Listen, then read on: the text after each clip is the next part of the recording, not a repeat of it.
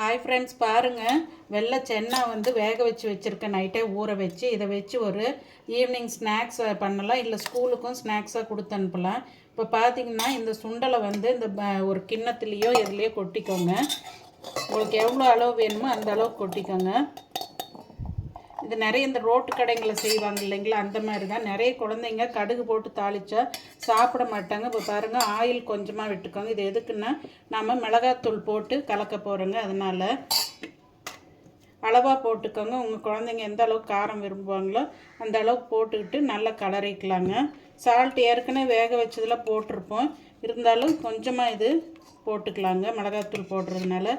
அதுக்கப்புறம் பார்த்திங்கன்னா மல்லித்தலை, அப்புறம் ஆனியனுங்க, நல்லா நைஸாக சாப் பண்ண ஆனியன் போட்டுக்கோங்க. எந்த அளவுக்கு உங்கள் குழந்தைங்க விரும்புவாங்களோ அந்த அளவுக்கு போட்டுக்கோங்க. அவ்வளோதாங்க. இதை போட்டு அப்படியே நல்லா இந்த ஆயில் ஊற்றுனதுனால நல்லா மிக்ஸ் ஆகிடும். நல்லா இந்த மாதிரி மிக்ஸ் பண்ணி நீங்கள் ஸ்நாக்ஸ் பாக்ஸில் கொடுத்துடலாம். கடுகு உளுந்து தாளித்து கருவேப்பிலை போட்டால் நிறைய குழந்தைங்க சாப்பிட மாட்டாங்க. இந்த மாதிரி கொடுத்து பாருங்கள். ரொம்ப நேரம் லேட்டாக சாப்பிட்றதா இருந்தால் வீட்டுக்கு வந்ததுக்கப்புறம் இந்த மெத்தடில் கொடுங்க. சீக்கிரம் சாப்பிடுவாங்கன்னா ஸ்கூலுக்கு இந்த மெத்தடில் கொடுத்து அனுப்புங்க.